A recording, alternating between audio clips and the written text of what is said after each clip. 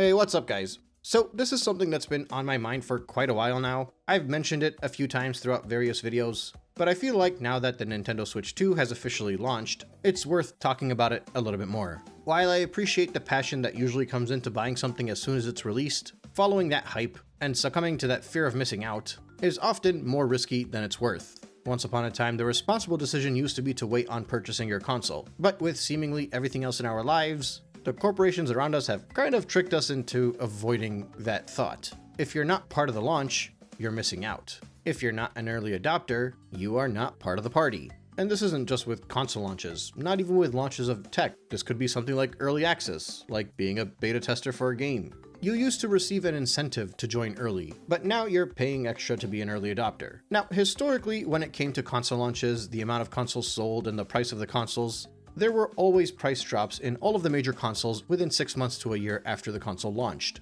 And if you waited more than a year, it dropped even more, which means that it made even less sense to be an early adopter. In addition to that, as time would go on, there would be bundles included, maybe extra controllers, just all kind of incentives to get people to buy in, because before, the gaming company used to work for the player, and not vice versa.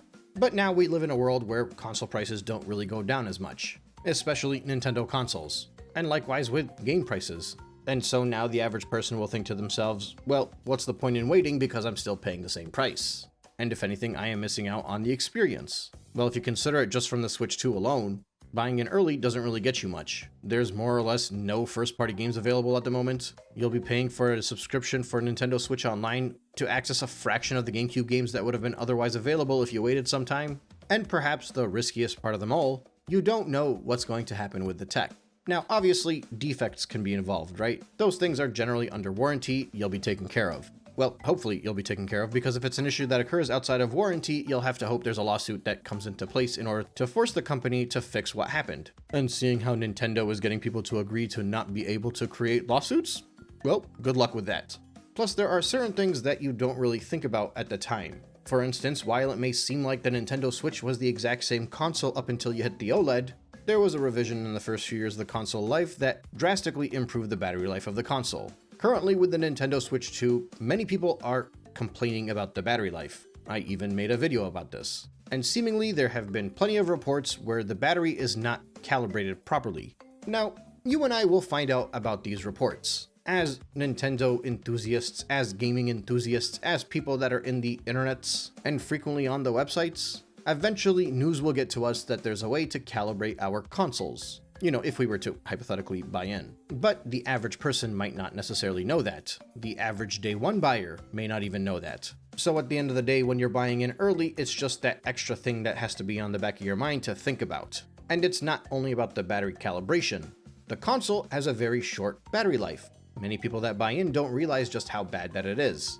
Thankfully, a lot of people are able to figure it out pretty early on, and they have a return window if they decide that it's not what they like. But that means you are the guinea pig. It's taken time, it's taken effort, you've had to spend money. And especially when we live in a world where Nintendo did not allow people to get reviews early on, which now are slowly surfacing, and more people are suggesting that the Nintendo Switch 2 is a good console, but it may not be worth it yet. Not at the current price point, and not with the lackluster library. An early adopter will not realize that, but somebody that doesn't own the Nintendo Switch 2 will get a chance to watch these reviews, and if they were on the fence, be able to make a more informed decision. In addition to that, you have a lot of people that are finding minor scratches on their screen because of the charging dock. Because you know how it goes with Nintendo, after 8 years of having a dock, they still haven't figured out how somebody can slide into the console without having it scratch their screen. But, you know, depending on who you ask, it's probably your fault because you put the console inside the dock like you were supposed to, and next time you gotta be more careful. You have reports that batteries are swelling,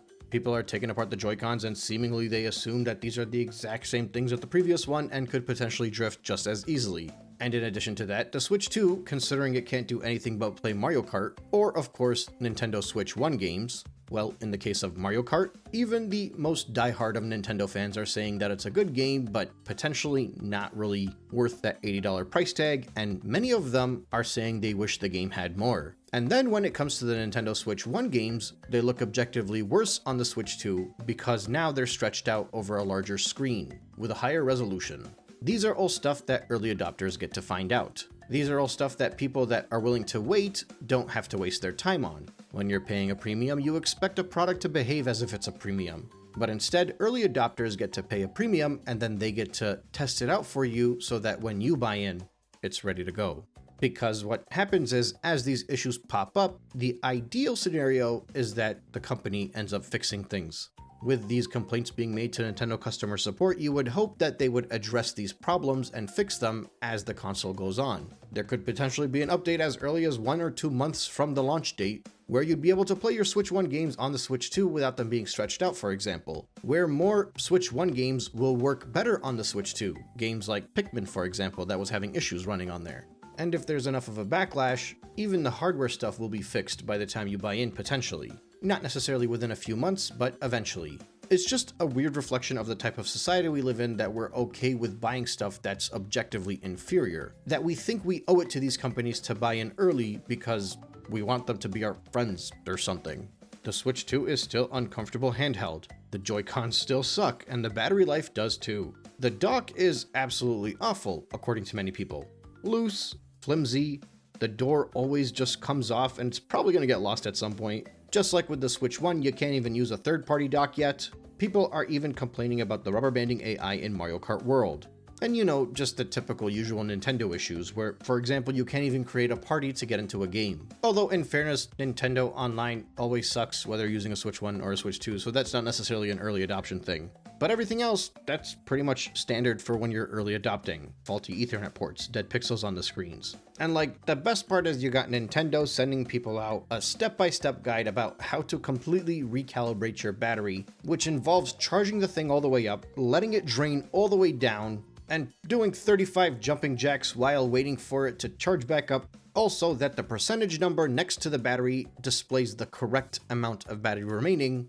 Otherwise, there's a very good chance that when you have 10% battery remaining, you don't actually have 10% battery remaining. This is the problem with early adoption. You just don't know what you're going to get. And at certain price points, these things may be worth the risk for an individual, if you're an enthusiast. But in a lot of cases, it's not worth the time or the effort, and depending on the type of the problem, how long it takes for that problem to show, these defects might not surface until it's too late for you to actually be able to get it fixed without spending money. Now, obviously, I don't think I've said anything that's newsworthy to most of you. People hopefully understand the risks of buying into stuff early. And I gotta say hopefully, because I genuinely don't know anymore. We might be so far removed from a time where I thought these things were logical. So far removed from a time where people were smart customers that knew what they were buying and knew what they were getting into, that these things are no longer obvious.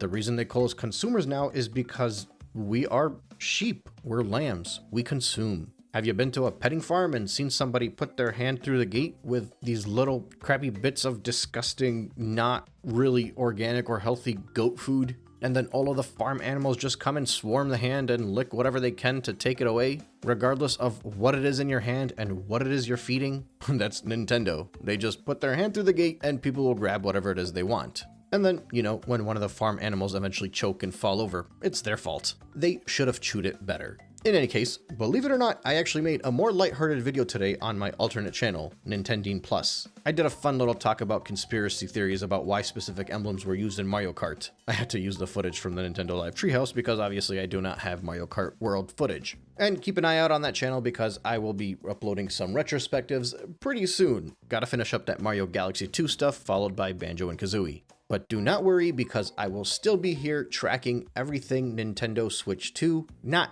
everything, but you know, we're still in launch week. There will be some breaking news. There will be numbers that pop up, real numbers, not all the fake stuff that keeps coming around or the stuff without a valuable source. And even if the real numbers come out, I can't help but remember at the launch of the Xbox One where Microsoft so proudly spoke about how they had their best-selling console launch ever. Because I expect this to be the best-selling Nintendo launch ever, especially if they pile up as much stock as they claim they did. But I have my reservations. And, you know, anybody that's been watching long enough knows that I already predicted that this thing would have a phenomenal launch, and it's the 6 months to a year down the line where I would be genuinely curious to see how well this thing does. But I mentioned the Xbox announcement because the Xbox launched on a Friday, and they announced it on Monday. When the Switch 1 launched, only a couple days later, they announced that Breath of the Wild was the best-selling launch title of all time. And by they, I mean a reliable source, like Reggie Fils-Aimé. who also pointed out that they didn't have exact numbers, but he said it was definitely doing better than the Wii did.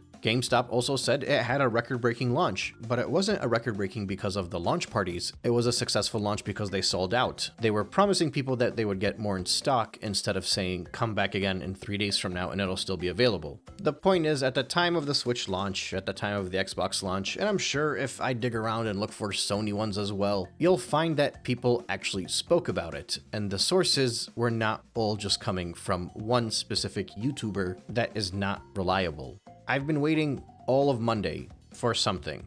Still got nothing. And I'm still waiting. And this is a console that launched a day earlier because it launched on Thursday instead of Friday. A console that was more hyped. And a console that was guaranteed to break sales records. And who knows, maybe they're just waiting for the weekend to finish so they can tell us they sold all 6 to 8 million of them that Bloomberg promised.